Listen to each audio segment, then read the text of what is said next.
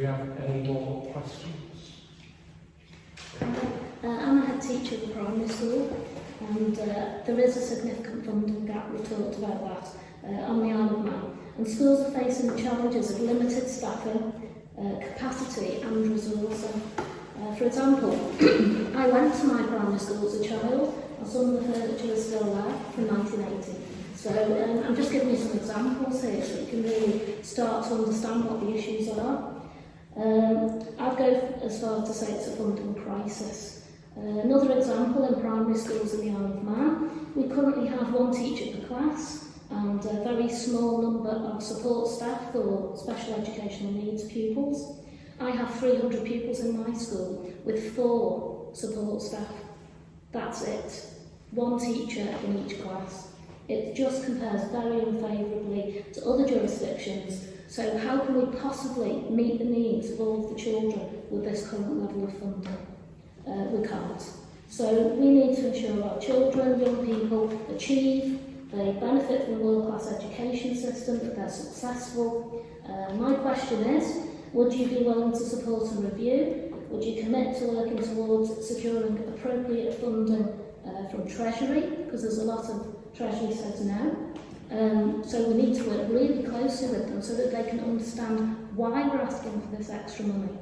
We need to think about that. We need to secure appropriate investment for staffing and resourcing of our schools. So what's your view on the situation, and what would you do about it if you were elected? Brilliant question. Thank you so much for the question.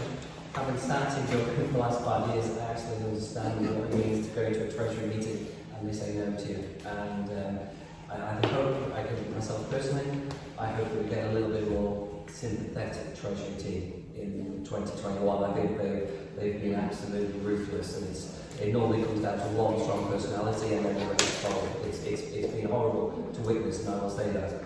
I'm not 100% sure if we've got a funding crisis. Unfortunately, I don't have enough knowledge to hold my hand up on that. But as I say, I welcome that review. I absolutely share your concerns if you happen to teach in that sort of arrangement and surroundings. Now, you may be able to clarify this for me. When I was looking today, I'm absolutely right that our secondary school teachers are exempt and do not require work permits. But as far as I can see today, primary school teachers require work permits. If that's the case, that's the first place that I'd actually look and actually see if we can actually attract them.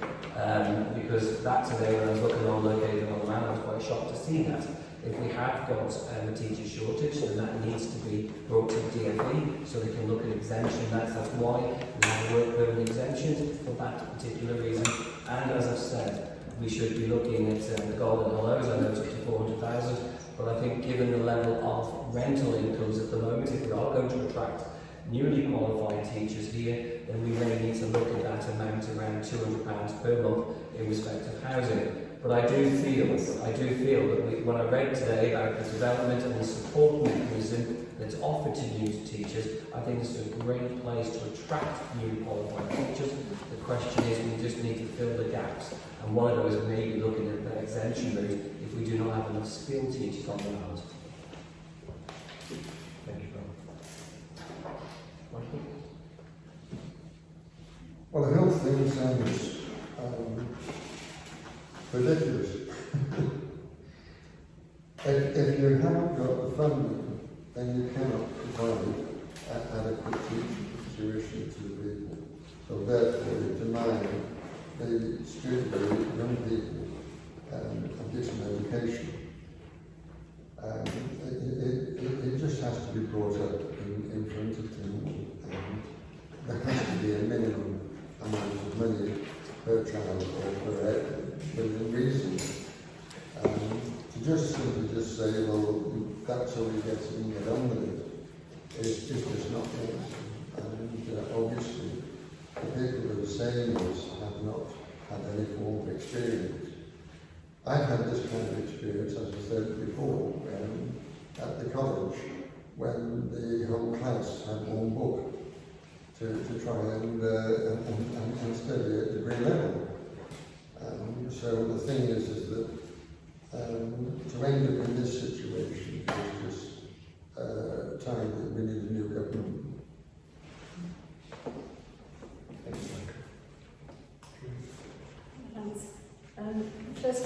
ministry with the right politicians in there that are prepared to fight for education, as it is key to the future of everybody, including the island. Strong business cases need to be presented to Treasury. I've seen some very big ones, and no wonder you don't get funding. I know that probably teachers are not involved in that, but you should be, as far as I'm concerned. Michael touched on pupil premiums and the special needs budget. It needs to be coming down to the schools where you actually can do something with it rather than sitting in a department and they decide how much you can have.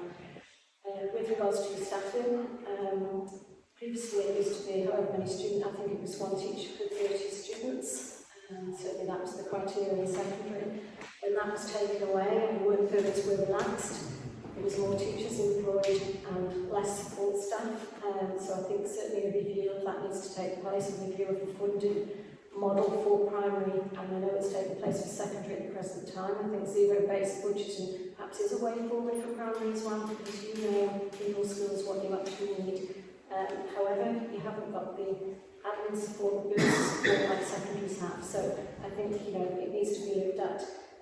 Certainly with regards to your resources and seeing some of the history in the school that you're in, we do need to be looking at that and making sure that all resources are the best they can be so the environment's fit for learning for all of our students. But the key is getting the right politicians that are prepared to stand up and fight for education. Yeah, there is a funding issue. It is very close to a crisis. I wouldn't personally, as Rob said, maybe a crisis, but from what I'm hearing, it is quite a hot fire, shall we say, of issue. Yes, on the funding, there is a horrendous funding model which needs reviewing, and I'd be total support of review. I mean, if we've got that bad stuff in the Beamon's report, what else is lurking in the corners that hasn't been touched by the Beamon's report? I mean, the Beamon's report is a very extensive review, but you can drill down things even further and find even more problems. And funding model is what I hear this all the time. We need to look at our resources in the right area. Again, you can make this into catchment areas, maybe if sharing of some facilities, maybe, I mean, it's being economical with what you have at the time, but is using equipment from 30 years ago really the right thing to be doing? Is that good asset management?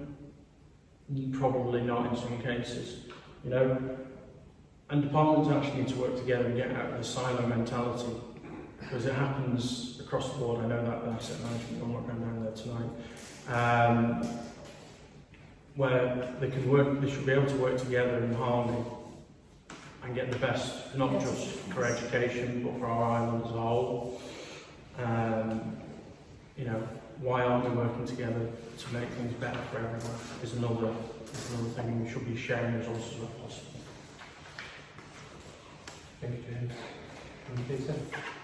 Well, I'm completely shocked by what I hear. I just cannot believe that you could have an organisation which works on the basis of, we don't have the money, so therefore you've got to starve. And that's really what they're saying. They're saying, we don't have the money, so therefore you've got to do your best, and if your best isn't good enough, well, then that's not our fault, it's yours. Because we spent, we're not going to give you the money to do it with. And I think that's absolutely outrageous. After all this time, I hear all these crazy restrictions on things. I mean, what business sense comes into play on any of this? I have absolutely no idea at all. One would have thought that you turn around and say, okay, you've got 50 children, or 100 children, or 300 children, that's £8 per child. Therefore, you've got to multiply that, and that's your money, and you know how to spend it, you know what you need, and you have enough there to be able to do it.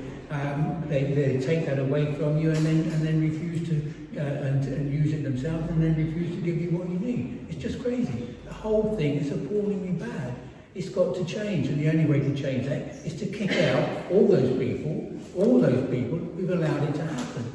And sadly to say, some of them are sitting at along this bench here, because they were all here, two of them were here during that time. And what did they do about it? Did you address any of the it's a lot further than that, and one of the ministers Involves is sat in the financial room, so management, let's not play silly games, please. Yeah, there's one in the room actually. Well, we'll have him too. Was there anything more you wanted to say on that? Well, I'm just astounded. It got to stop. You need to have the money that you need to have. There's no point in starving you of money and then complaining later on when the products that come out of your school are not as good as they should be. It's not your fault, it's their fault. And they won't admit that. Thank you. Right.